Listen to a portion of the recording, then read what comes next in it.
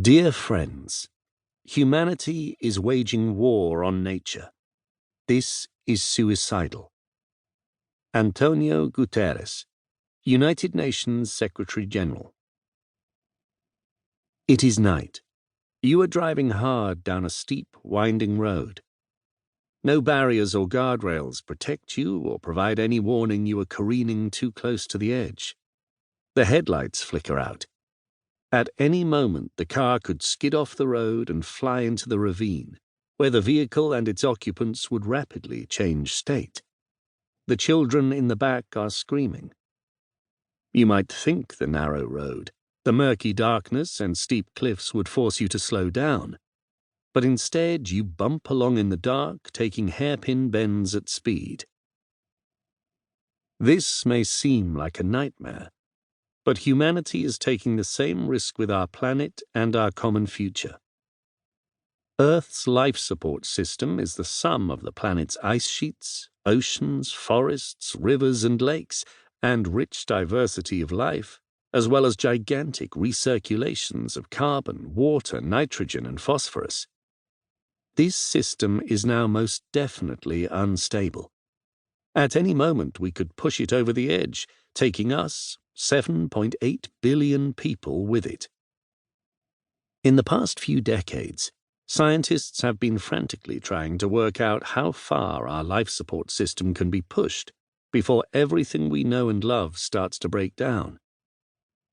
10 years ago, this research allowed us to estimate for the first time where to build the safety barriers to protect us from falling off the cliff. We called these planetary boundaries. They define, scientifically, a safe operating space on Earth for us humans to have a good chance of a thriving future. After all, every child's birthright is a stable, resilient planet. Since the dawn of civilization, 10,000 years ago, this has been our common heritage. If Earth remains within the planetary boundaries, we have a better chance of a long, stable future. Outside the boundaries, anything could happen. We have written this book to tell this story. Time is running out. The decade we have just stepped into, the roaring 2020s, will be decisive for humanity. It is the moment to catalyze the most remarkable transition in history to become effective stewards of Earth. The scale of the challenge is immense.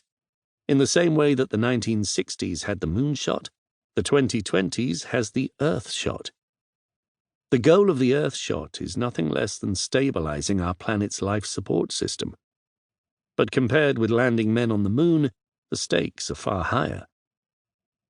If we can achieve this goal, and it is a big if, then perhaps it will mark a profound transition for Earth, in which one species gains the power to deliberately and positively influence a planet's habitability.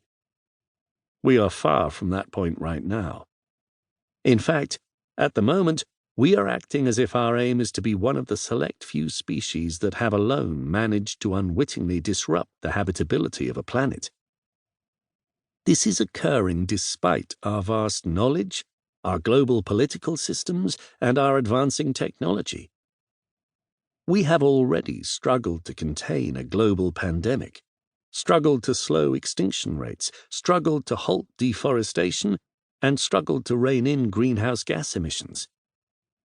We have cut a gaping hole in the ozone layer, and we watch mutely as corals bleach, ice sheets melt, and fires blaze. Our power is outstripping our wisdom. But things are changing. In the past decade, we have seen an explosion of evidence that a global population of 7.8 billion people, growing to 10 billion, can live a good life within Earth's boundaries, and this can be achieved by 2050. The big drama is that in order to succeed, we need to do much of the work by 2030 or thereabouts, which means we need to start now. The Earth shot comes at a time of deep dysfunction in society. Imagine if NASA found an asteroid that was on a collision course with Earth. Estimated time of arrival, 1 decade.